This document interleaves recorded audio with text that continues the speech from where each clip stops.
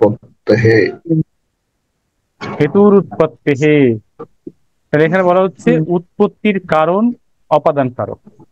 অর্থাৎ আমরা আগে যেমন বললাম যে ভিত্রার্থানাম ভয়েতুহু, ভয়ার্থক ও ত্রাণার্থ ধাতুর প্রয়োগে ভয়ের যে হেতু তাহা অবদান কারক হয়। যেহেতু যেটা ভয়ের হেতু, আগে প্রথমত দুটো থাকতে হবে, শর্ত হচ্ছে প্রথম ভয়ার্থ ধাতু থাকতে হবে, তাহলে ভয়ের যে হেতু হবে তাতে আপনার সপ্তমী বিভক্তি হবে। এখন বলছে হেতুর উৎপত্তি হে, উৎপত্তির কারণ অপাদান কারক হয়, যথা দুগ্ধাৎ দধি উৎপদ্যতে। ঠিক আছে, এই যে দধি যে উৎপন্ন হয়েছে এর কারণটা কি? কোথা থেকে আসে? ঠিক আছে, সেই কারণে এখানে কিন্তু দুগ্ধ থেকে যদি দধি উৎপদ্যতে উৎপন্ন হচ্ছে, সেই কারণে দুগ্ধাৎ দধি উৎপদ্যতে হয়েছে। গোময়াৎ বৃষ্টিকাহ জায়তে, তো গোবর থেকে সেই গোবরের পোকা যেটা বৃষ্টিকাহ জায়তে মানে জন্মগ্রহণ করে। বীজটা তৈরি, হ্যাঁ হ্যাঁ। তাহলে এখানে কি হচ্ছে? উৎপত্তির কারণ কোথা থেকে, সেই কারণটা কি? সেটা সেই কারণে পঞ্চম বিভক্তি। তারপর বলেছে আবির্ভবন ভ্রীর ভুবাহ, ভ্রী ধাতুর প্রয়োগে আবির্ভাব ভূমি অর্থাৎ যেখান হইতে প্রকাশ হইয়াছে তাহা অপাদান গ্রহণ করা হয়। হিমালয়াত গঙ্গা প্রভাবতী, তাহলে প্রথম হচ্ছে ভূ ধাতুর প্রয়োগ আছে, ভূ ধাতুর প্রয়োগ হতে হবে। ভূ ধাতুর প্রয়োগে আবির্ভাব ভূমি অর্থাৎ যেখান হইতে প্রকাশ হইয়াছে তাহা অপাদান করা হয়। এখন হিমালয়াত গঙ্গা, গঙ্গা প্রভাবতী, আমরা বলি ভবতী, ভূ ধাতুর থেকে ভবতী হয় না, ভূ ধাতু থেকে ভবতী হয়, ভূগতি তাহলে ভূ হয়। ধাতুর প্রয়োগ আছে। ভূ ধাতুর প্রয়োগে তার আবির্ভাব ভূমিতে কি? গঙ্গার, হিমালয়, সেই কারণে হিমালয়েতে পঞ্চম বিভক্তি হয়ে হিমালয়াত হয়েছে। ঠিক আছে, আগে তারপর বলা হচ্ছে বিরামার্থক ধাতুর প্রয়োগে যাহা হইতে বিরাম হয় তাহা অপাদান কারক হয়। স গমনাথ বিরামতি, তাহলে বিরামতি এখানে বিরামার্থক ধাতুর প্রয়োগ হয়েছে। আর সে গমনাথ বিরামতি মানে সে গমন থেকে বিরত থাকে। তাহলে এখানে যেটা বিরামটা কিসে থেকে হচ্ছে না, গমন হতে বিরত হচ্ছে, সেই কারণে গমনের পূর্বে পঞ্চমী বিভক্তির প্রয়োগ হয়েছে। পঞ্চমী বিভক্তি প্রয়োগম কৃত্বা কিম রূপম সিদ্ধতি, গমনাৎ ইতি রূপম সিদ্ধতি। গমনম ইত্যুক্তে ফলম শব্দবৎ, ফলম ইত্যस्य পঞ্চমী বিভক্তি একবচনে ফলাৎ ইতি রূপম সিদ্ধতি। एवमेव गमन गमनम इत्यस्य पंचमी एकवचने गमनात् रूपम। पराजे पराजेर पराजेरस्याम, पराजेहे असस्याम সন্ধি করলে হয়। পরাপূর্বক জি ধাতুর প্রয়োগে অসহ্য বিষয় অপাদান করে। ঠিক আছে, পরাপূর্বক জি ধাতু, তাহলে পরাপূর্বক জি ধাতু করলে জয়তে হয়েছে পরাজয়তে। ঠিক আছে, সে পাপ থেকে পরাজিত হয়। তাহলে এই যে তার অসহ্যের যে বিষয়টা যার থেকে সে পরাজিত হচ্ছে, এখানে পঞ্চমী বিভক্তি হয়েছে সাহা পাপাত পরাজয়তি। ঠিক আছে, তাহলে তারপর স্যার বলেছে জি শব্দ ধাতু, জি ধাতু মানে কি? জিরো তোমার জয় করা। জি ধাতু মানে হচ্ছে জয় করা। আপনারা একটু দেখে নিন জি ধাতু। এখানে সবসময় পড়া শব্দটা থাকতে হবে। হ্যাঁ হ্যাঁ, পরাজয়তে পরাপূর্বক যেমন পড়া পরা, আছে, হ্যাঁ। আর আর আবার কোন শব্দ আসলে পড়া শব্দটা থাকতে হবে, হ্যাঁ পড়া, পরা উপসর্গ হ্যাঁ যুগে জি শব্দটা ধাতু থাকতে, মানে পরাজয়ই থাকতে হবে, জয় থাকলে হবে না। ঠিক আছে, আর একটা সেন্টেন্স আমরা পেতে পারি কিনা এরকম? আহ সাহা ব্যাঘ্রাত পরাজয়তে, সিংহ ব্যাঘ্রাত পরাজয়তে। ব্যবহার করা যায়, হ্যাঁ হতে পারে। ঠিক আছে, পরা, ঠিক আছে, জয়তে।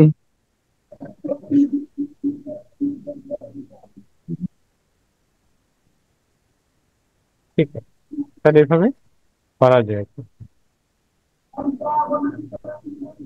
তারপর ইয়স্য অদর্শনম ইচ্ছতি, যাহার অদর্শন ইচ্ছা করে, অর্থাৎ যে দেখিতে না পায় সে ইচ্ছা করে, তাহাতে অপাদান করা হয়। যেমন পিতুহু নীলিয়াতে, মানে বাবা যাতে দেখতে না পারে সেটাই সে ইচ্ছা করছে, সেই কারণে পিতুহু নীলিয়াতে। পিতুহু শব্দে কিন্তু কোন বিভক্তি প্রয়োগ হয়েছে? পঞ্চমী বিভক্তি প্রয়োগে।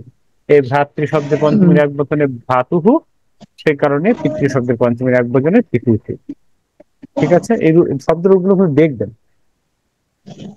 ইয়াতো যুগুপ্সা তদর্থানাম, যুগুপ্সা মানে ঘৃণা, যুগুপ্সার্থক ধাতুর প্রয়োগে যাহাতে যুগুপ্সা জন্মে তাহা অপদান কারক হয়, যথা স পাপাদ যুগুপ্সতে। তার মানে সে মানে পাপ থেকে আহ তার ঘৃণা জন্মাচ্ছে, সেই কারণে সে এখানে বলা হচ্ছে স পাপাদ যুগুপ্সতে। ঠিক আছে, এখানে স্যার এই যুগুপসা কি একটাই শব্দ, মানে এই যুগুপসা শব্দের উপরে? যুগুপ্সাতে আছে আত্মনেপদ ধাতু, সেই কারণে যুগুপ্সাতে হচ্ছে আপনার লট লকারের প্রথম আর এক বছর আত্মনির্ভর ধাতু একটা পড়বেন, সেবতে সেবেতে সেবন্তে সেবসে সেবদ্ধে সেব, ঠিক আছে, সেবে সেবাবহে সেবাবহে একটা সেবাবহে সেবামহে একটা আত্মনির্ভর ধাতু মুখস্থ করবেন। লট লট লোট লং বিভিন্ন, অ্যাটলিস্ট লট তো পড়বেনই, আর রিলিং তো পড়বে, এই লং তো পড়বেনই। ঠিক আছে, আগে সেবতে ধাতুটা মুখস্থ করবেন, আর একটা আহ পরস্মৃত ধাতু মুখস্থ করবেন, তাহলে হবে কি বোঝা যাবে। ঠিক আছে, আপনি বুঝতে পেরেছেন? হ্যাঁ, আর আরেকবার বলেন, ইয়েটা লট লকের ওটা তো মুখস্থ তাই থাকতে হবে, লট লং যেটা সেটা না, ঠিক আছে। একটা আর পরস্মৈপদী ধাতু আর একটা আত্মনেপদী ধাতু, তাহলে পরস্মৈপদীর একটা মুখস্থ করবেন, পরস্ময় পদী, আত্মনেপদীর হ্যাঁ একটা মুখস্থ করবেন। ও পরস্ময় পদী, হ্যাঁ ঠিক আপনি আছে তো স্যার। আপনি তো ভবতীটা যেটা আছে সেটা পরস্মৈপদী, আর সেবতেটা আত্মনেপদী, আত্মনেপদীটা মুখস্থ করবেন। ঠিক আছে, সেবতে দিলেই হুম হবে। তো যুগুপ্সাতে হলো ত্রপার্থানাম যতস্ত্রপা, যতস মানে যত মানে যেখান হতে, ত্রপার্থানাম তার মানে ত্রপা মানে লজ্জা, লজ্জার্থক ধাতুর প্রয়োগে যাহা হইতে লজ্জা হয় তাহা তো অপাদান করা হয়, ছাত্র শিক্ষাকাত লজ্জাতি। ঠিক আছে, যার থেকে লজ্জা হবে সেখানে কিন্তু ওই যে লজ্জাত্রপাস্ত বা লজ্জাত ধাতুর প্রয়োগ থাকতে হবে, তাহলে এই পঞ্চম বিভক্তি প্রয়োগ হবে, যার থেকে লজ্জা হয় হুম সেখানে। হুম, জি অধ্যাপয়িতা অর্থাৎ অধ্যয়নত ধাতুর প্রয়োগে অধ্যাপয়িতা অর্থাৎ যাহা হইতে অধ্যয়ন বোঝায় তাহা অপদান কারক, এটা শিষ্য গুরু শাস্ত্রানি অধীয়তে অধীতে। বলা হচ্ছে যে অধ্যয়নার্থক ধাতুর প্রয়োগে অধ্যাপয়িতা অর্থাৎ যিনি মানে যিনি অধ্যাপনা করেন আর কি, যাহা হইতে অধ্যয়ন বোঝায় সেখানে হুম পঞ্চমী বিভক্তি। ঠিক আছে, শিষ্য গুরু শাস্ত্রানি অধীতে, তার মানে শিশু এই যে গুরুর থেকে শাস্ত্র পড়ে। ঠিক আছে, সেখানে দেখেন তাহলে এখানে অধ্যয়ন ধাতু, অধ্যয়ন অধিপূর্বক কি ধাতুর প্রয়োগ আছে, অধ্যয়নার্থক ধাতু। তারপর বলেছে যিনি অধ্যাপনা করছেন কে, গুরু, সেই কারণে গুরুতে পঞ্চমী বিভক্তির প্রয়োগে গুরু হয়েছে। সাধু শব্দের সব পঞ্চমী একবচনে সাধু তদর্থম গুরু ইত্যস্য পঞ্চমী হে একবচনে গুরু হইতে রূপম সিদ্ধতি। অস্তু, হুম অস্তু। বারণার্থানাম ঈপ্সিতাঃ, বারণার্থ ধাতুর প্রয়োগে ঈপ্সিত অর্থাৎ যাহা হইতে নিবারণ করা হয় তাহা অবদান কারক হয়, তাই অন্যেভ্যঃ কাকম নিবারায় অর্থাৎ অন্য থেকে কাককে নিবারণ করো। দেখেন ওই যে ইতে আমরা পড়েছিলাম মনে আছে, বিরামার্থক ধাতুর প্রয়োগে যেখান থেকে বিরাম হয়, যার থেকে হুম বিরামতি, সেখানেও পঞ্চমী হচ্ছে। আবার বলা হচ্ছে যার থেকে বারণ করা হচ্ছে, বারণার্থক ধাতুর প্রয়োগ, এখানে দুটো কিন্তু একই, বিরামার্থক ধাতুর প্রয়োগ, বারণার্থক ধাতুর প্রয়োগ, দুটোতেই কিন্তু পঞ্চমী হচ্ছে। এখানে বলা হচ্ছে নিবারয়, আর এখানে বলা হচ্ছে বিরামতি।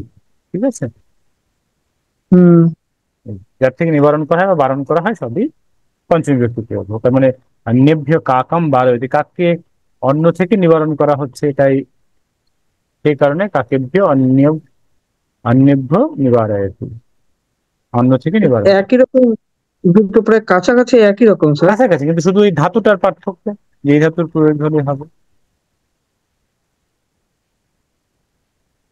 একেবারে কাছাকাছি মানে পুরো পড়া যায়, মানে প্রায় না, সমানই বলা যায়। হুম শ্রুত্যার্থানাম শ্রাবয়িতা, শ্রবণার্থ ধাতুর প্রয়োগে শ্রাবয়িতা অর্থাৎ যাহার নিকট হতে শ্রবণ বোঝা যায় তাহাতে অবদান কারক করা হয়। অহম শিক্ষকাত এই তৎশ্রুতবান, আমি শিক্ষকের নিকট থেকে শুনেছি। দেখেন এই যে যার নিকট থেকে অধ্যাপনা হচ্ছে, অহম শিষ্য হুম গুরু শাস্ত্রানি অধীতে, শাস্ত্রের নিকট থেকে গুরু শুনছে। আবার যেটা এখানে বলছে যে অহম শিক্ষকাত এটা শ্রবণ, মানে শিক্ষকের নিকট থেকে শুনেছি, এটাও তো পড়াশোনা হচ্ছে তাই না, শিক্ষকার থেকে। কিন্তু এখানে যেহেতু শ্রুধাতুর প্রয়োগ আছে সেখানেও হবে, আর অধিপূর্বক ই ধাতু হলে একই হবে, কিন্তু যেহেতু যদি আমরা বাংলায় পড়ি তাহলে কিন্তু প্রায় ওই সেমই বলা যায়, কিন্তু এখানে কিছু একটু ভিন্নতা আছে, যেহেতু ব্যাকরণের সংস্কৃত ব্যাকরণের জায়গা থেকে, ব্যাকরণের দৃষ্টিকোণ থেকে এখানে বলতে হবে অধিপূর্ব গি ধাতুর প্রয়োগে বা অধ্যয়নোত্তর ধাতুর প্রয়োগে, আর এখানে বলতে হবে শ্রবণার্থক ধাতুর প্রয়োগে।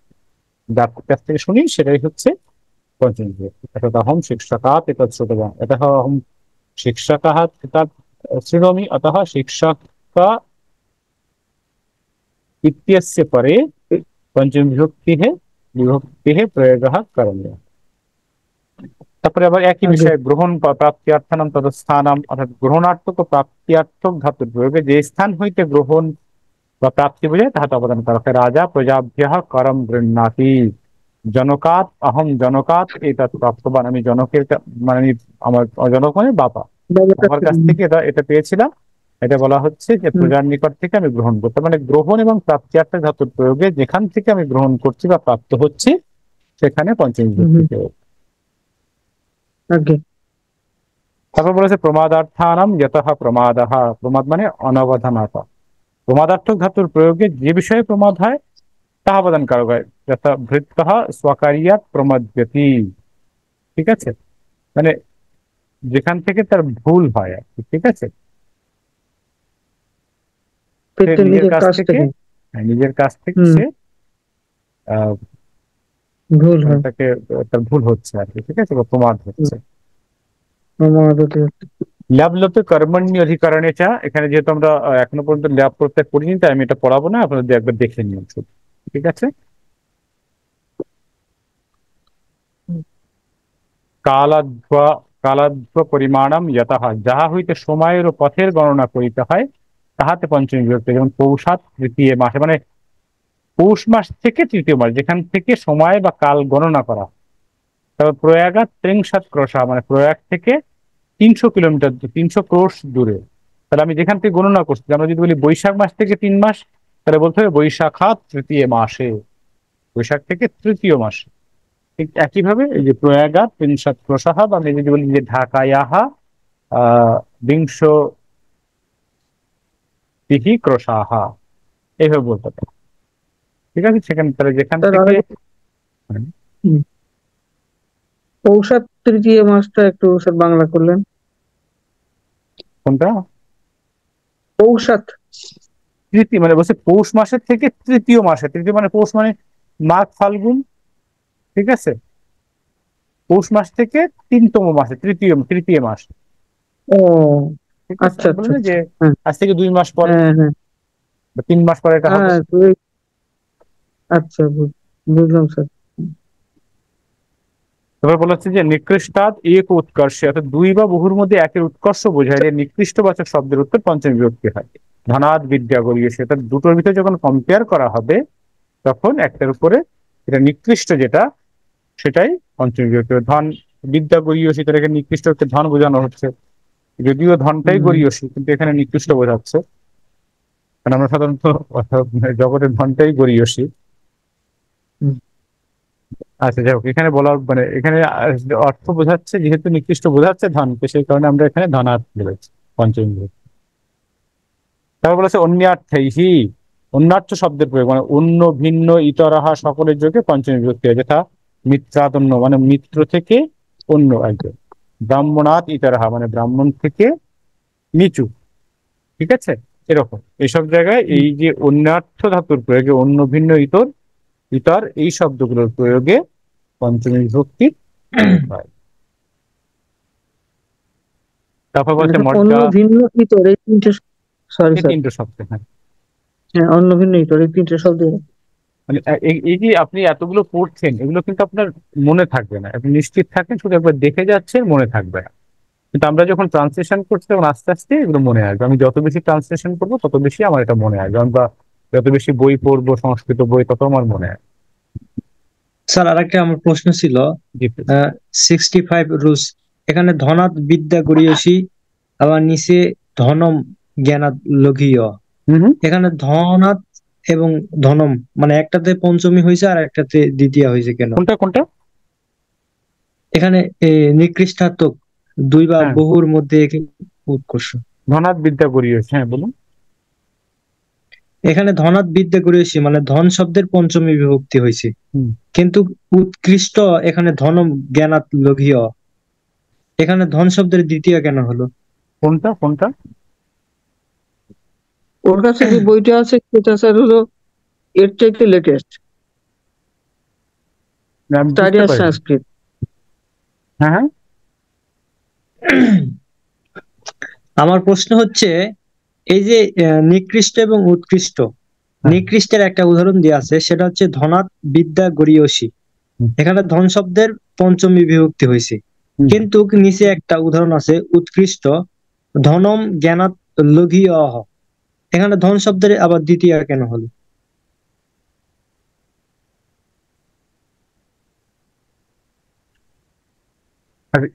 আবার তো বলুন কোনটা, এখানে নাই, আমার বইতে নাই, সেজন্য বুঝতে পারছি। আচ্ছা স্যার, লাগবে না, এটা লাগবে, পাস করে দিন। আচ্ছা, আপনি আমাকে উঠাই দিয়ে আমি বলে দেবো, ঠিক আছে? একটু আমাকে পাঠিয়ে দিন text করে, ঠিক আছে? ঠিক আছে। টেক্সট করে আমাকে পাঠিয়ে আমি বলে দেবো। আচ্ছা।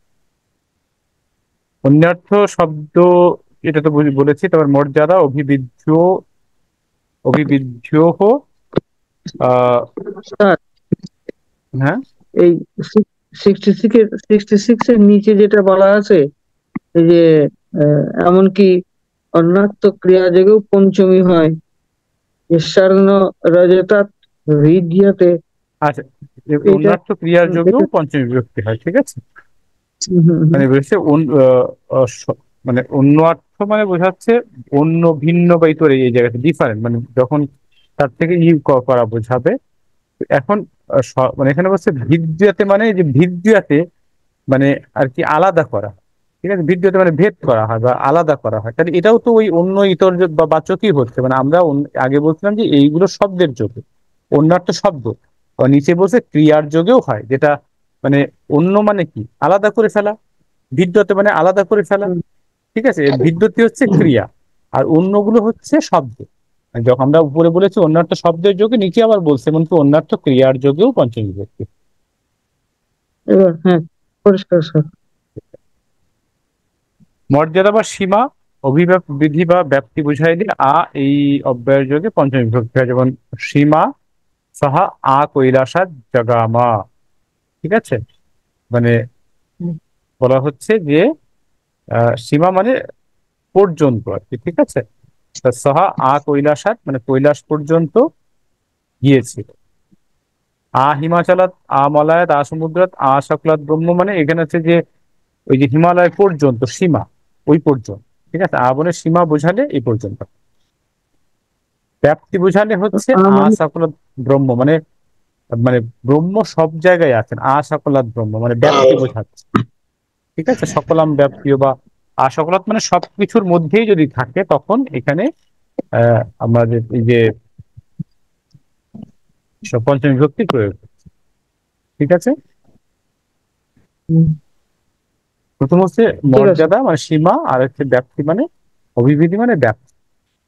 অর্থাৎ যখন ব্যাপ্তি বোঝাবে তখন পঞ্চমী, এবং সীমা বোঝালে পঞ্চমী। তারপর বলেছে দিক, দেশ, কাল, বাচিভিহি, অর্থাৎ বলা হচ্ছে দিকবাচক, দেশবাচক ও কালবাচক শব্দের যোগে পঞ্চমী বিভক্তি হয়। যেমন দিকবাচক মানে গৃহাত পূর্বম, যে পূর্বম শব্দের যোগে, একটু লিখে নেবে, এটা কিন্তু প্রায় সবসময় আমাদের ট্রান্সলেশন আসবে পূর্বম শব্দের, মানে এটা হচ্ছে যে দিকবাচক শব্দ পূর্বম। এখন বলছে দিকবাচক, দেশ, কাল বাচক শব্দের যোগে পঞ্চমী বিভক্তি। দেখেন এই যে পূর্বমটা কি দিকবাচক শব্দ, তারপর হচ্ছে পূর্বাহা, হুম, এখানে কিন্তু কালবাচক হয়ে যাচ্ছে, মাঘাত পূর্বাহা, ঠিক আছে? তারপরে ভোজনাথ প্রাক, এখানে কিন্তু এটা কিন্তু কালবাচক হয়ে যাচ্ছে, ঠিক আছে? তারপরে এই যে সহাগতস্য গমনাৎ অনন্তরম, তার গমনের পরে, এই শব্দগুলোর যোগে এইটুকু শুধু লিখে নেন যে পূর্বম, প্রাক, তারপরে হচ্ছে অনন্তরম, এই শব্দগুলোর যোগে পঞ্চমী বিভক্তি হয়। এটা লিখে নেন লাইনটা, পূর্বম, প্রাক, অনন্তরম, এটা খুবই কাজে লাগবে, ঠিক আছে? পূর্বম, হস্তে লিখে দিচ্ছি, প্রাগ,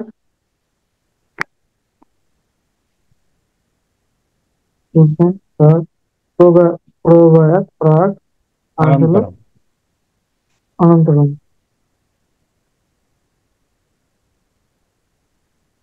অনন্তরম খুব প্রয়োগ। ফার্স্ট টাইমে লিখে দিচ্ছি আমি। হুম। পূর্বং দিগবাচক। প্রাগ, প্রাক, এটা দেশবাচক। প্রয়াগের প্রাগ। প্রাক মানে প্রাগ হবে ওটা। অনন্তরম, ও, অনন্তরম, পূর্বং প্রাক অনন্তরম, ঠিক আছে। তারপর দেখুন বলা হচ্ছে বহি আরাত প্রভৃতি, মানে বহি মানে বাইরে, আরাত মানে হচ্ছে নিকটে। এই যে নগরাত বহিহি, ঠিক আছে, নগরের বাইরে। বনাত আরাত মানে নিয়ার দ্য, মানে বন। নগরাত আরাত মানে নগরের নিকটে। মম শৈশবাত হুম, প্রভৃতি, এই প্রভৃতি শব্দের যোগেও পঞ্চমী, মানে প্রভৃতি মানে কিন্তু হচ্ছে হইতে। এই যে আমরা যদি বলি যে প্রাতঃ প্রভৃতি মানে সকাল থেকে, বা আপ্রাতঃ মানে সকাল থেকে। আবার আমরা যদি বলি, হ্যাঁ, এই দুটো যোগে যদি বলি তাহলে কিন্তু সকাল থেকে যোগেও যা, প্রভৃতিও তাই, ঠিক আছে। আমরা এই যে সব মানে শৈশবাত প্রভৃতি মানে শৈশব থেকে, আমি শব্দগুলি লিখলাম পূর্বম প্রাক অনন্তরম বহিহি, তারপরে হচ্ছে বলা হচ্ছে প্রভৃতি, এইসব শব্দের যোগে পঞ্চমী বিভক্তি প্রয়োগ হয়।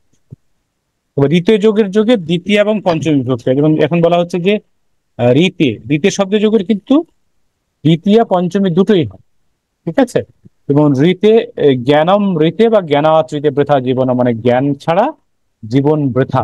সেই কারণে এখানে কিন্তু জ্ঞানাত রীতেও হয়, জ্ঞানম রীতেও হয়, যেহেতু দ্বিতীয় বা পঞ্চমী দুটোই হয়। তারপর বলা হচ্ছে পৃথক বিনাভ্যাম দ্বিতীয় তৃতীয় চা, পৃথক ও বিনা শব্দের যুগে দ্বিতীয়া তৃতীয়া ও পঞ্চমী বিভক্তি হয়। অর্থাৎ পৃথক মানে আমি লিখছি পৃথক, বিনা, নানা, এই সবগুলোর অর্থ কিন্তু এক। পৃথকের যা অর্থ, বিনাচার অর্থ, নানাটার অর্থ, ঠিক আছে। পৃথক ও না বিনা না, অভ্যাম, ঠিক আছে। তিনটা হয় কিন্তু, দেখেন শ্যামম, শ্যামেন, শ্যামাত পৃথক, ঠিক আছে। বা শ্রমম, শ্রমেন, শ্রমাদ বিনা, যে কোনো একটা, বিনাও দিতে পারেন, পৃথক দিতে পারেন, নানাও দিতে পারেন, সমস্যা নেই। কিন্তু যে তিনটা বিভক্তি যে কোনো একটা প্রয়োগ হতে পারে। ক্লিয়ার? পৃথক বুঝলাম, বিনা বুঝলাম, আর একটা কি শব্দ বললেন না স্যার? না না না, না না, না না, এগুলো লিখে দরকার না দিচ্ছি, কিছু। আমাদের গ্রুপ হোয়াটসঅ্যাপ গ্রুপে আমি দিয়ে দিচ্ছি, ঠিক আছে। আচ্ছা, তারপর বলেছে হেতু তৃতীয়া পঞ্চম, মানে হেতু অর্থে তৃতীয় পঞ্চম বিভক্তি। যেমন দুঃখেন বা দুঃখাত প্রতীতি, সে কাঁদছে, দুঃখে কাঁদছে, তাহলে হেতুটা দুঃখ, দুঃখের কারণে কাঁদছে, সেই কারণে হেতু অর্থে পঞ্চমী হচ্ছে, বা তৃতীয় হচ্ছে, দুঃখেনও হতে পারে বা দুঃখাত হতে পারে। তো হেতু রোদিতি মানে কিছু কাঁদছে, দুঃখে কাঁদছে, মানে তাহলে হেতুটা, কাদার হেতুটা দুঃখ, সেই কারণে এখানে যে কোনো একটা হতে পারে, ঠিক আছে। এই, আর তারপর আহি, আহিভ্যাশ্চ, ও আহি শব্দের প্রত্যয়ন্ত শব্দের যোগে পঞ্চমী বিভক্তি। যেমন মুনিহি বনাত উত্তরা নিবসতি, যে উত্তরের পরে বিভক্তি হয়েছে, প্রত্যয় হয়েছে। হিমালয়াত দক্ষিণাহি ভারতবর্ষম, মানে হিমালয় থেকে দক্ষিণ দিকে ভারতবর্ষ। এখন ওই যে যা আহিও তাই, মানে যে মানে আসলে উত্তরা, উত্তরযুক্ত করে উত্তরা হয়েছে, দক্ষিণ যুক্ত আহি করে দক্ষিণ আহি হয়েছে প্রত্যয়, ঠিক আছে। তাহলে হিমালয়ের দক্ষিণ দিকে ভারতবর্ষম, মুনি বনাত উত্তর, মানে বনের উত্তর দিকে বাস করে, ঠিক আছে। এখানে প্রত্যয় হয়েছে উত্তরের পরে উত্তরা, আহি প্রত্যয় হচ্ছে দক্ষিণ যুক্ত আহি, দক্ষিণ আহি করে, এবং এগুলোর যোগে পঞ্চমী বিভক্তি হচ্ছে তাহলে এখানে দক্ষিণাহি আর দক্ষিণ দিকে। তোরা এটা থেকে বনাত আর হিমালয়, এই এই দুটোই ইয়ে হলো পঞ্চমী হলো, নাকি ভুল বললাম? এখন হচ্ছে যে মানে পঞ্চমী হ্যাঁ। উত্তর দিকে, তাই তো। উত্তর দিকে যখন আমি বোঝাচ্ছি তখন কেন হয়েছে এটা তো প্রশ্ন, যে ওইটাই কেন হবে। ঠিক আছে। মুনিহি বনাত উত্তরা নিবাসতি, মানে বনের উত্তর দিকে হয়। বাস করে। হুম। হ্যাঁ, তাহলে বনের উত্তর দিকে, সেই জন্য বনটাকে পঞ্চমী হয়েছে নাকি? হ্যাঁ, বনের পঞ্চম দিকে হয়েছে, কিন্তু এখানে স্পেসিফিক মেনশন করা দরকার ছিল যে কোনটাই হবে। দক্ষিণ আমি কি হিমালয় আমি দক্ষিণাহি, হিমালয় হতে হিমালয়ের দেখুন, দক্ষিণ দিকে ভারতবর্ষ। তাহলে এখানে দক্ষিণাহি কি পঞ্চমী? না না, হিমালয়ের না, পঞ্চমী। পঞ্চম, হিমালয়ের পঞ্চমী। হিমালয় থেকে দক্ষিণাহিত, দক্ষিণায় শব্দের যোগে পঞ্চমী হচ্ছে, ঠিক আছে। হিমালয়তে পঞ্চমী হ্যাঁ, হয়েছে, আগে হ্যাঁ, পরিষ্কার। বনাতে পঞ্চমী হয়েছে। বনাত পঞ্চমী, হ্যাঁ। এবং আমরা আগে বলেছি না, এর আগেটা দেখুন লেখা আছে যে এই যে পৃথক শব্দের যুগে পঞ্চমী হয়েছে, তাহলে আমরা বলছি যে শ্যামাত পৃথক, ঠিক আছে, ওই ওই হুম, শ্যামের উপরে পঞ্চমী হয়েছে, ঠিক আছে। স্তোক কৃচ্ছাল কৃচ্ছ অল্প কতিপয়েভ্য তৃতীয়া পঞ্চম্য, মানে স্তোক মানে লিটিল, কৃচ্ছ মানে গ্রেট ডিফিকাল্টি, মানে কৃচ্ছ অল্প ও কতিপয় শব্দের উত্তর তৃতীয় পঞ্চমী বিভক্তি হয়, যেমন স্তোকেন স্তোকাত মুক্তহা, ঠিক আছে। অল্পতেই মুক্তি পেয়ে গেল, স্তোকাত বা স্তোকেন মুক্ত, মানে এই শব্দগুলোর যোগে কিন্তু এই শব্দের উপরেই কিন্তু সপ্তমী হচ্ছে, পঞ্চমী হচ্ছে এখানে। কৃচ্ছেন কৃচ্ছাত আগতহা, অল্পেন অল্পায়াসেন অল্পাত লব্ধহা, মানে এই শব্দের যোগে গুলো কিন্তু তৃতীয় পঞ্চমী হচ্ছে, অর্থাৎ ওই শব্দগুলোতেই হচ্ছে, অন্যতায় না, ঠিক আগে আছে। হ্যাঁ। হুম। তারপর প্রতিনিধি প্রতিদানে চায় ইয়স্মাৎ, যাহার প্রতিনিধি বা প্রতিদান হয় তাহার উত্তর পঞ্চমী হুম, হয়, যেমন প্রদ্যুম্ন প্রদ্যুম্ন কৃষ্ণাৎ প্রতি, ঠিক আছে। মানে আহ প্রদ্যুম্ন যখন যায় তখন কৃষ্ণের যে মানে কৃষ্ণের প্রতিনিধি হয়ে গিয়েছিল, ঠিক আছে, এরকম, মানে হুম। তার প্রতিনিধি হিসেবে গিয়েছে বলেই এখানে প্রদ্যুম্ন কৃষ্ণাৎ প্রতি হয়েছে, যার প্রতিনিধি হিসেবে যাচ্ছে তাতে পঞ্চমী বিভক্তি হচ্ছে। গোধূমেভ্য কৃষ্ণ। তণ্ডুলান প্রতি যাচ্ছতি, হুম। মানে ওই গোধূম গমের থেকে সে, বদলে চাল। হুম। হ্যাঁ, গমের বদলে চাল। চাল, হ্যাঁ, হ্যাঁ। এক্সচেঞ্জ করা। হুম, হুম, হুম। তারপর হচ্ছে দূরার্থ ও অন্তিকার্থ শব্দের উত্তর তৃতীয়া, দ্বিতীয়া, তৃতীয়া এবং পঞ্চমী বিভক্তি হয়, যেমন নগরস্য দূরাম বা নগরস্য দূরেন বা নগরস্য দূরাত, এই দূর শব্দের উপরেই কিন্তু দ্বিতীয়া, তৃতীয়, পঞ্চমী হচ্ছে। গ্রামস্য অন্তিকম, গ্রামস্য অন্তিকেন বা গ্রামস্য অন্তিকাত, এরকম। তারপর বলেছে দূরার্থ অন্তিকার্থ শব্দ বিশেষণ হইলে হয় না, যেমন দূরাহা পন্থাহা দূরাহা গ্রামাহা, এটা যদি বিশেষণ হয় তাহলে হয়, ঠিক আছে। এটা হচ্ছে, আমি বললাম একবার আপনাদের পড়িয়ে গিয়েছি, তারপরে আমরা যখন এখন আপনারা এই সমাধানটা করবেন, হোমওয়ার্কটা করে ফেলবেন, হোমওয়ার্কটা করার পরে আমরা যখন ট্রান্সলেশন করব তখন এই শব্দগুলোর প্রয়োগ আবার শিখবো। আমি যখন আপনাদের ট্রান্সলেশন দিচ্ছি তখন শুধু কিন্তু পঞ্চমীটা দিচ্ছি না, দ্বিতীয়, তৃতীয়, চতুর্থী, পঞ্চমী যেখানে যা আছে সবগুলো মিশাই কিন্তু আমরা আসছি, তাই না। এবং যেগুলো আপনার আগে প্রতিদিন হ্যাঁ। করতে হবে সেগুলোই আমরা দিচ্ছি, যদিও আমরা একটা বিশাল সবকিছু জানছি, কিন্তু সবগুলো মুখস্থ করছি না, আমাদের যেগুলো প্রয়োজন সেইগুলোই আমরা ট্রান্সলেশন করবো এবং আমরা সেইগুলোই মুখস্থ করবো। আমি কি বোঝাতে পেরেছি? আগে ট্রান্সলেশন হ্যাঁ। করতে করতেই আমাদের মুখস্থ হয়ে যাবে, কিন্তু আপনাদের একটা কাজ আছে, সেটা হচ্ছে যে শব্দরূপগুলো বা যে ধাতুরূপগুলো এখানে পড়ানো হবে সেগুলো একবার দেখবেন, আর দুইটা অন্তত একটা লট লকার, একটা সরি একটা পরস্ময় প্রতিধাতু এবং একটা আত্মনিক প্রতিধাতু পড়তে হবে, মুখস্থ রাখতে হবে, ঠিক আছে। স্যার এই এই যে দুইটা ধাতুর কথা বললেন, এই দুইটা ধাতুর সম্বন্ধে একটু মানে ধারণা নিতে চাই, মানে কি কি এরকম। বুঝলেন? আপনার প্রশ্নটা আমি বুঝলাম। প্রশ্নটা হচ্ছে এই যে আপনি ধাতু বললেন না দুই প্রকার, একটা আত্মনেপদী আর একটা যেন কি বললেন? যে পরমাণু। পরস্ময়পদী আর আত্মনেপদী এই দুটো একটু ব্যাখ্যা করতে হবে। আচ্ছা, এটা হ্যাঁ, কি? এটা একটু। হচ্ছে খুব সহজ জিনিস, আমি বুঝিয়ে দিচ্ছি। দেখেন এখানে আহ আছে হচ্ছে 180 নম্বর পৃষ্ঠায়।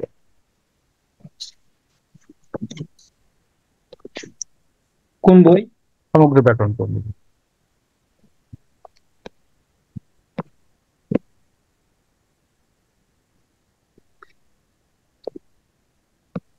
স্যার আমার কাছে তো ব্যাকরণ কৌমুদীর শুধু পিডিএফ আছে। হ্যাঁ, সমগ্র আপনার ব্যাকরণ বই কৌমুদী 180 নম্বর পৃষ্ঠায়। 180 পেজে 180। যান।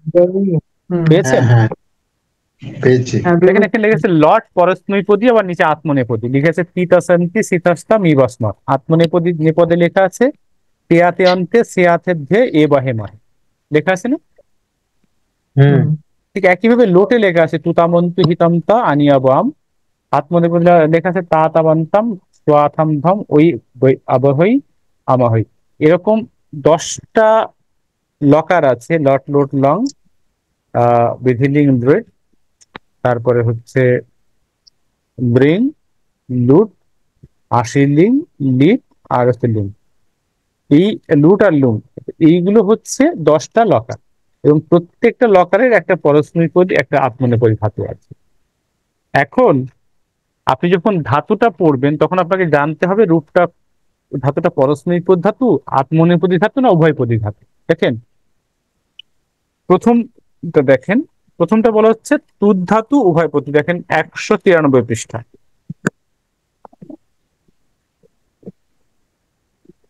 পেয়েছেন? হুম, 193। তুদ ধাতু উভয়পদী লেখা আছে। তাহলে এখানে পরস্মৈপদীও আছে, আত্মনেপদীও আছে। তুদতি তুদাতাহা তুদন্তি তুদসি তুদতাহা তুদতি তুদাদি তুদামি তুদাবহা তুদামহা, আবার তুদতে তুদেতে তুদেন্তে আছে, আত্মনেপদী আছে। কিন্তু পরবর্তী যে ধাতুটা দেখেন 195-তে, এখানে স্ত্রী ধাতু, এখানে কি লেখা আছে? দেখেন শুধু পরস্মৈ পরস্মৈপদী আছে, স্পৃশতি। আত্মনেপদী এখন নেই। আপনি যদি বলে আমি স্পর্শ করি, তাহলে আমি কি বলবো? অহম স্পৃশামি। কিন্তু আমি যখন সেব ধাতু পড়বো, সেব ধাতুটা বের করবেন, দুটো হাতে ধরে রাখবেন। একটা হচ্ছে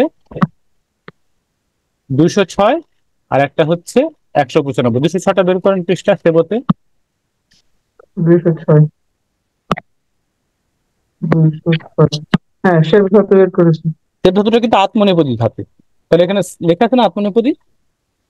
আছে, হ্যাঁ, তাহলে এখান থেকে স্ত্রী ধাতু সেবতে পরস্মৈপদী। সেবতে সেবেতে সেবন্তে সেবসে সেবদ্ধে, এটা কিন্তু লট লকার। তাহলে আমি সেবা হ্যাঁ, করি, এখানে অহম সেবামিয়ে লেখা যাবে না, অহম সেবে লিখতে হবে, যেহেতু এটা আত্মনেপদী ধাতু। কিন্তু আমি স্পর্শ করি, তখন আমি অহম স্পৃশামি লিখতে হবে। অর্থাৎ আপনি লট লকারের উত্তম পুরুষের এক বচন লিখবেন, তাই তো? অহম তো লট লকার, আমি সেবা করি, অহম লট লকার, উত্তম পুরুষের এক বচন। তাহলে আমি সেবা করি সেব ধাতুর উত্তম পুরুষের এক বচন হচ্ছে সেবে হয়, অহম সেবে। হুম, ঠিক আছে? অর্থাৎ যে ধাতু আত্মনেপদী তার রূপটা আত্মনেপদীর মতোই হবে, যে ধাতু পরস্মৈপদী তার সেটা পরস্মৈপদীর মতোই হবে। আমি কি বুঝাতে পারছি? স্যার একটু যদি আহ মানে প্রশ্নটা করা ঠিক হবে হ্যাঁ, না? আত্মনেপদীটাই কি আত্মনেপদী আর আর পরস্মৈপদী পরস্মৈপদীটা কি, এটাই বুঝবে। আহ আত্মনেপদী আর কি, আত্মনেপদী আর পরস্মৈপদী মানে বিষয়টা হচ্ছে যে ধাতুগুলোকে দুই ভাগে ভাগ করা হয়েছে। আত্মনেপদী একটা ধাতু আর পরস্মৈপদী একটা ধাতু, ধাতুগুলোকেই দুই ভাগে ভাগ করা হয়েছে। ঠিক আছে? এখন সেক্ষেত্রে যেটা আত্মনেপদী ধাতু তার রূপটা আত্মনেপদীর মতো হবে, আর যেটা পরস্মৈপদী তার ধাতু তো পরস্মৈপদীর মতো হবে। মানে এখানে রূপটা, তো রূপটা দুই ভাগে ভাগ করা হয়েছে। ধাতু উভয়পদী ওটা কার মতো হবে? উভয়পদীটা দুটোর মতো, মানে দুটোই করা যাবে, মানে আত্মনেপদীও করা যাবে, পরস্মৈপদীও করা যাবে। স্যার বাংলা বাক্য দিয়ে একটা বুঝে দেন। আচ্ছা, আমি দিচ্ছি। আচ্ছা, আমি ভাত খাই, আমি মাতাকে, মাতাকে সেবা করি। এখন আমি ভাতকে সংস্কৃত কি হবে আপনারা তো জানেন, তাই না? কি হুম, হবে? অহম অন্নম খাদামি। অমন্যম খানামি। অহম অন্নম খাদামি। অহম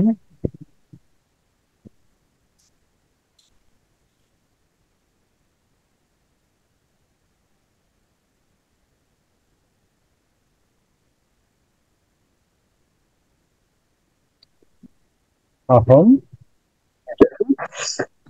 অন্নম খাদামি। খাদামি। কেন হচ্ছে? কারণ হচ্ছে এই খাদ খাদ ধাতুটা হচ্ছে পরস্মৃত, আর পরস্মৃতির উপর রূপ হয় হচ্ছে খাদতি, খাদতঃ, খাদন্তি, খাদসি, খাদতঃ, খাদতঃ, খাদতঃ, খাদতঃ, খাদতা, খাদামি, খাদাবহ, খাদাবহ। সেই কারণ হচ্ছে দেখেন এখানে হচ্ছে, প্রথমে আমরা দেখে নিই লট লকার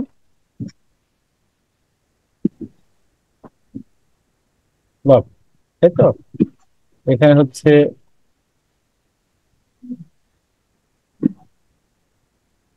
প্রথম পুরুষ,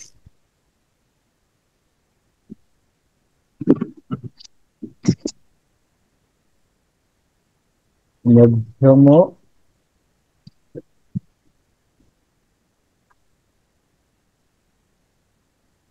পুরুষ আর উত্তম পুরুষ।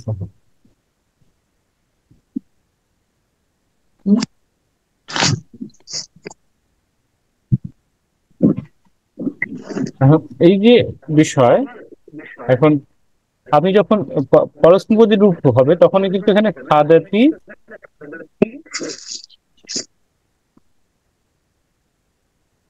খাদতঃ, খাদাবহ। খাদন্তি, খাদন্তি, খাদসি, খাদসি, খাদথঃ,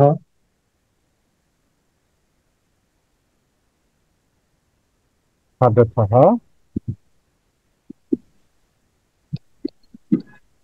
খাদথ,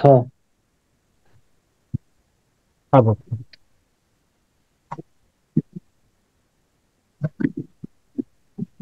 এখানে খাদামি, খাদাবহ, খাদামি, খাদামহ। খাদামি, খাদাবহ, খাদামহ। খাদাবহ আর খাদাবহ, খাদামহ। ঠিক একইভাবে এই লট লকারের আবার আত্মনেপদী রূপ হয়।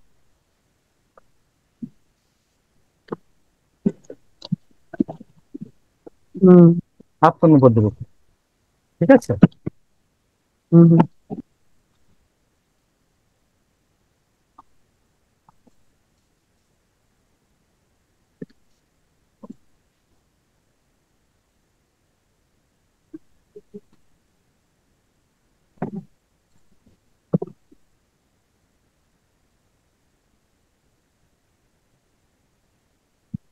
আপনার এখানে কি হয়, আমরা যখন করব তখন যখন সেব ধাতু, সেব ধাতুর রূপ হয় সেবতে, ঠিক আছে?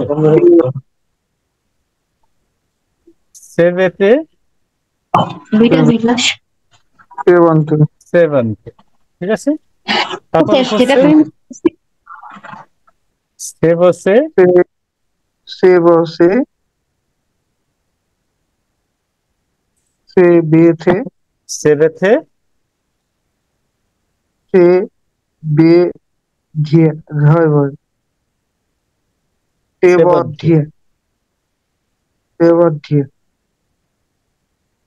সেবদ্ধে।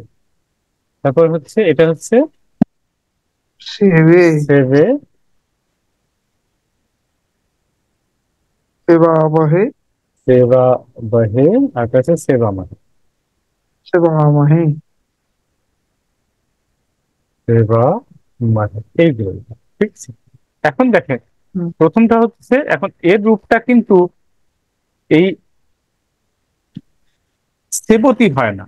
আমরা যেটা পড়ে আসছি যেমন খাদতি, তার মানে এই না যে এটা এখানে আপনার সেবতী রূপ হচ্ছে না কিন্তু। হুম। এখানে কি হওয়ার কথা ছিল? সেবতী হওয়ার কথা ছিল না, তাই তো? ওই নিয়ম অনুযায়ী হওয়ার কথা ছিল। হ্যাঁ। সেবতী হওয়ার কথা ছিল। এখানে এখানে হচ্ছে হুম। সেবামি হওয়ার কথা ছিল। সেবামি, হ্যাঁ। এখানে সেবামি হওয়ার কথা ছিল, সেবামি হওয়ার কথা ছিল। কারণ আমি মাতাকে সেবা করি, যেহেতু এটা উত্তম পুরুষের এক বচন, খাই আমি ভাত খাইতে অহম অন্নম খাদামি, যেহেতু আমি উত্তম পুরুষের এক বচন, তাই না? আগে হ্যাঁ। উত্তম পুরুষ, সেই কারণে অহম অন্নম খাদামি হয়েছে। ঠিক আছে, কিন্তু আমি মাতাকে সেবা করি, অহম মাতারাম সেবামি হবে না, অহম মাতারাম সেবে হবে। তার কারণ সেব ধাতুটা হচ্ছে আত্মনেপদী ধাতু। আত্মনেপদীর উত্তম পুরুষের এক বচন রূপ হবে। আত্মনেপদী উত্তম পুরুষের এক বচন কিভাবে সেবে হয়? যেহেতু এটা পরস্মৈ পদ, সেই কারণে খাদামি হয়েছে। যেহেতু এটা আত্মনেপদী ধাতু, তাই এখানে সেবে হয়েছে। ঠিক আছে, যদি আপনি যেটা ব্যবহার করবো যে ধাতুটা, সেটা মহোদয় একটা বিষয়, এই আত্মনেপদী এবং পরস্মৈপদীর পার্থক্যটা কি এরকম যে একটা হচ্ছে আমি খাই, আর একটা হচ্ছে আমি মাতাকে সেবা করি? না, এখানে সবকিছুই দেখেন, এখানে যতগুলো ধাতু আছে এখানে এরকম পার্থক্য না। আমি যদি বলি, একটু খেয়াল করুন,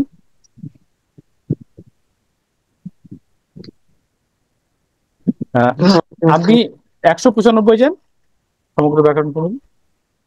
195,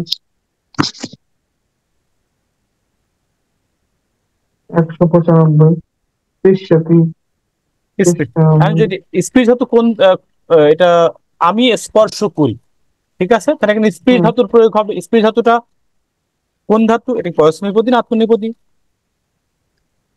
এটা পরস্মৈপদী লেখা। আমি স্পর্শ করি কি হবে? অহম স্পৃশামি। অহম স্পৃশামি। তারপরের পেজে যান, 196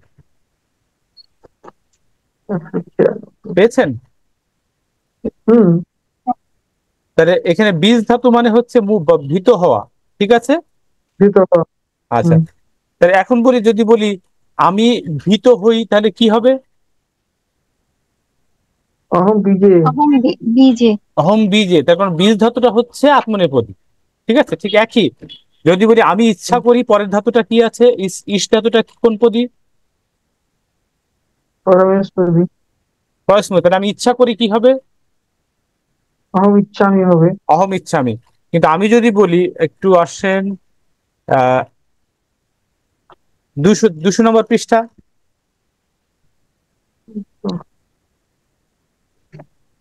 পেয়েছেন? হ্যাঁ পেলাম। যদি বলি সে মারা যায়, তাহলে বি ধাতুটা কোন পদী?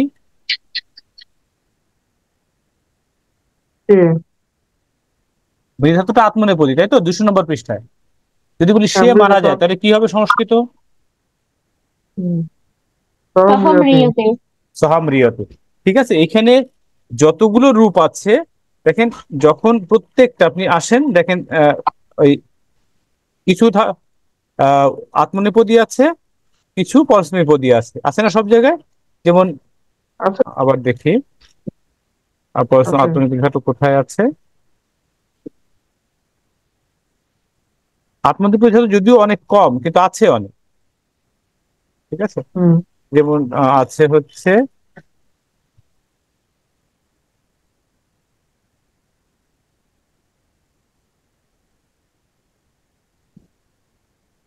228 নম্বর আছে।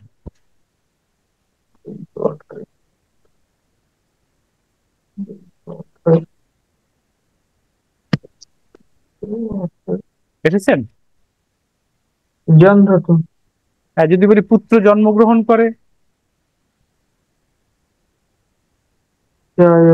পুত্র জায়তে, যেহেতু জন ধাতু আত্মনেপদী, তাই জায়তে হবে। এখানে কিন্তু জয়তী লিখলে হবে না। আমি কি বোঝাতে পারছি? যেটা আত্মনেপদী ধাতু সেটা রূপ লিখতে হবে। অহম সেটার কর্তা কি দেখে, সেটা কর্তা কোন বচন বা কোন লট লকার। এবার আমি যদি অতীতকালে, তাহলে লং লকারে যেতে হবে। লং লকারে আত্মনেপদী ধাতু হলে আত্মনেপদী রূপ দেখতে হবে আপনাকে। ক্লিয়ার হয়েছে বিষয়টা? যে জায়গাটা সংশয় আবার একটু বলি, আসলে এই যে আত্মনিপদী, জন ধাতু আত্মনিপদী, আবার কোনটা আত্মনিপদী কোনটা বুঝবো কিভাবে, তাই তো? আগে আগে আগে হ্যাঁ ঠিক ঠিক, আমার মনে করতে হবে, এটা বোঝার কোনো সুযোগ নেই। যখন আপনি ট্রান্সলেশন করবেন, করতে করতে এটা অভ্যস্ত হয়ে যাবে। ঠিক আছে, আগে। আচ্ছা, ম্যাডাম বুঝছেন? তুলিকা ম্যাডাম তো ছিলেন না, বুঝছেন আপনি? মানে ক্লিয়ার হয়নি পুরোপুরি, ট্রান্সলেশন করতে করতে হয়তো বুঝে যাবেন। না, স্যার আপনার কিছু আপনি কিছু যে জিনিস আছে, কিছু কিছু জিনিস আছে যেগুলো সোজা কিন্তু মাথায় ঢোকে না, পরে ক্লাসে না হয় একটু ভালো করে বুঝে নিব। আচ্ছা, মানে বিষয়টা হচ্ছে যেটা আত্মনেপদী ধাতু, মানে আপনি যদি বলি যে আমি সে শয়ন করে, তাহলে এটা সি ধাতু, সি ধাতুটা আত্মনেপদী, তাহলে মানে এর ধাতুটার আত্মনেপদী রূপ আপনাকে করতে হবে লট লকারে। ঠিক আছে, এবার ওই ধাতু রূপের যেটা আসে সেটা করতে হবে। ঠিক আছে, আমরা আসলে যখন ট্রান্সলেশনে যাবো তখন যখন ট্রান্সলেশন আসবে তখন আমি আবার বলবো। আচ্ছা, ঠিক আছে, তাহলে আজকে শেষ করি। আচ্ছা, ও, হোমওয়ার্ক, হ্যাঁ বলুন। এক্সকিউজ মি স্যার, হোমওয়ার্ক কিছু থাকলো? হ্যাঁ হ্যাঁ, ওই যে এটা দিয়ে দেবো আমরা, ওই যে আমরা যে পঞ্চম খুব বিভক্তি যেগুলো এক্সারসাইজ। শুদ্ধ করতে হবে, এক্সারসাইজ বই থেকে এক্সারসাইজ করতে। আগে। হ্যাঁ, নমস্কার। ওম स्थापकाय च धर्मस्य सर्वधर्मस्वरूपिणे अवतारवरिष्ठाय रामकृष्णाय ते नमः। नमस्कार।